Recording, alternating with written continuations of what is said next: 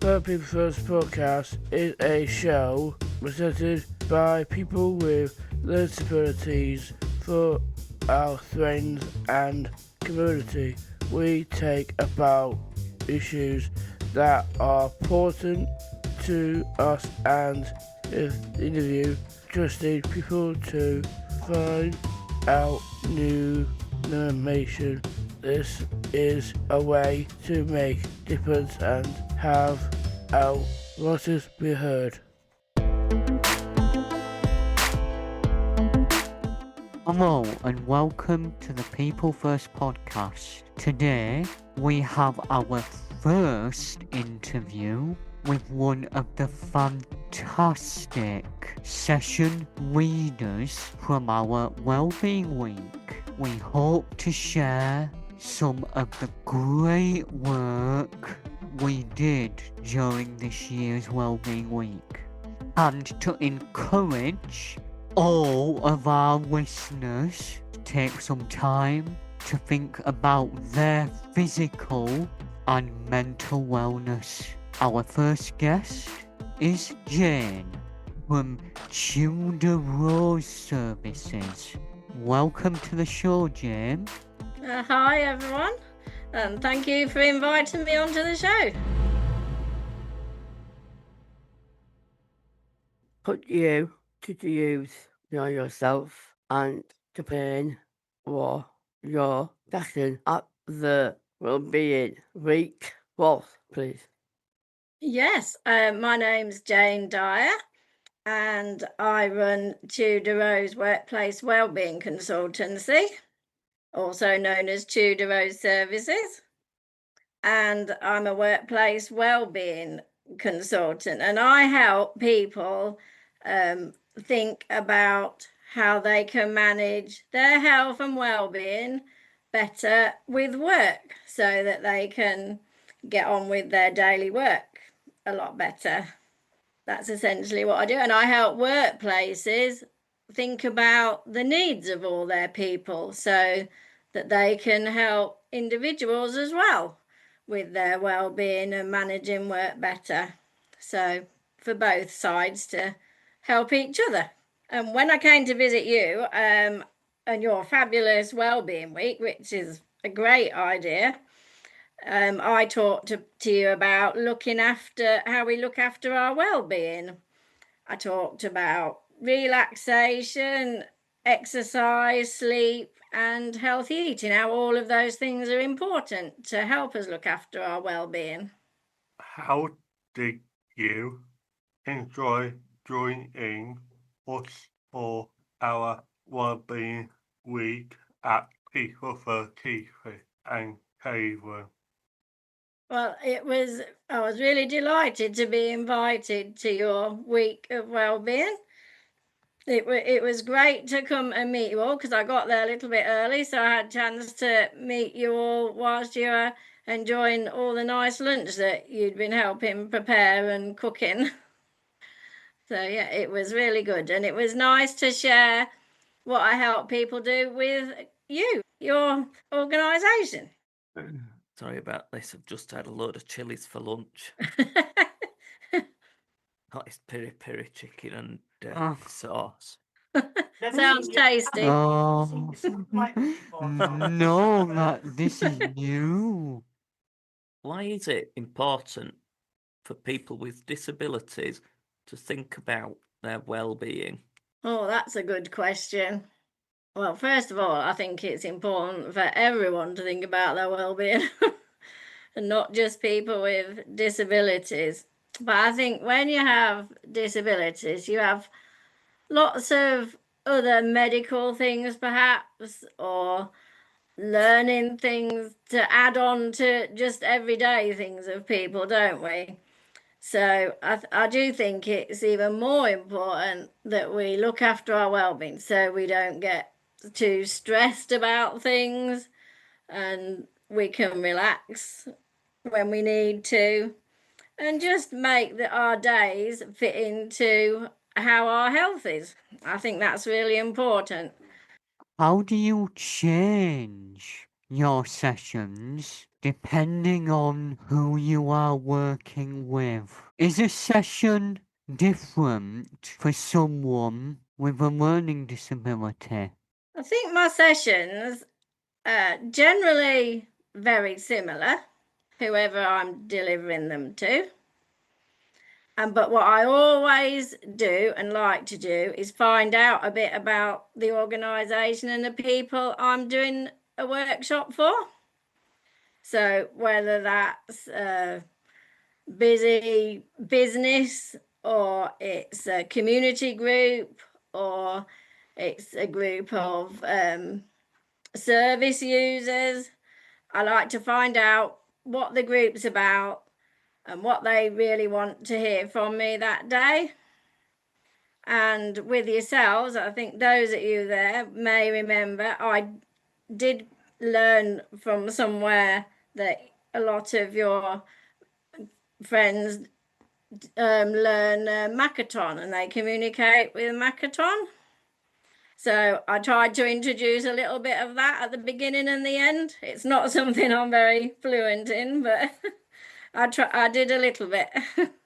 I think it's helpful for everyone. Yeah, I should learn it really, shouldn't I? And then I could do more. It's all about the balance. And I have a disability as well, so I think with that, I know how to talk about well-being in a slightly different way to a group of people with disabilities than those without. Why is it so important to have well-being at work? Why is it so important to have well-being at work? Well, I think you probably may think this as well. We can just get busy with all our everyday things. We can go and do the same things day in and day out, whether it's going to clubs, whether it's going to work, whether it's looking after family. And then we can forget about ourselves, can't we? Because we get so busy with time to be somewhere and all those different priorities. And if we forget about ourselves, then we don't do anything at all as well, do we? We don't give ourselves time to enjoy ourselves, to relax, to do the things we like. And if we don't do those things, we don't do any of our work as best as we can. How and when did Tudor Rose Services start? Oh, well, I started about 8 years ago, and I used to work as a civil servant for about 20 years before. Oh. And helping support teams that looked at school, what we teach in schools for secondary school. And then every so often they decide they've got too many civil servants and they want them to leave. So that came about and I decided to leave. So I thought, what shall I do now? And my partner said, why don't you start your own business? And that's how Tudor Rose started. What services do Tudor Rose Services offer to businesses? I do a few things. I do workshops like I did for yourself on well-being for their staff, and I also do workshops about inclusion to help businesses recruit more people with disabilities, because I think sometimes they don't know how to help you and they think they can't help you, or they think it'll be too expensive to help you. So not all those things are true, so I help them think about things differently. And I also do coaching for individuals. That's to help them manage busy work better if they get really stressed or burnt out with too many priorities and pressures from their managers and their staff. or people to manage their disabilities or other health issues that we can't see with Work Better. So that's what I do, and that's the services I offer to businesses. You have contributed to a book called Inspirational, Fabulous, and Over 40. Could you tell us more about that book? Well, somebody's been doing some good research. We all do it, not just one person. We all do it. I'll do research before we get as guests on. We do. Yeah, that's good to do that, definitely. Well, I was in a group of women a network group who help each other out, that have women that have their own business. And a couple of the women there were producing this book, the one you mentioned. And they asked for people who'd like to contribute. And it was really all these different stories from different women to inspire other people, really, with their own stories. So that's why I did the chapter in a book, to hopefully inspire other people with disabilities that whatever barriers you've had to overcome, you can get on and you can do what you want in life and achieve what you want to. I hope it inspires them, him or her out there listening to this. Yeah, I hope so. I hope it does inspire some people, yeah. What is your favourite part about working at the Wellness and Wellbeing Court? What's my favourite part about that? Well, I love helping people to be able to reach their potential and do all the things they want to be able to do, despite having any health issue or disability. That's what I love the most. And I love actually working with people face to face, like I did with yourselves, coming to do workshops or coaching people face to face, because I really love to see how the work that I've done with people has impacted them and see people grow and develop. If people want to get more information about Tudor Rose Services, such as working with you in the future, how can they get in touch?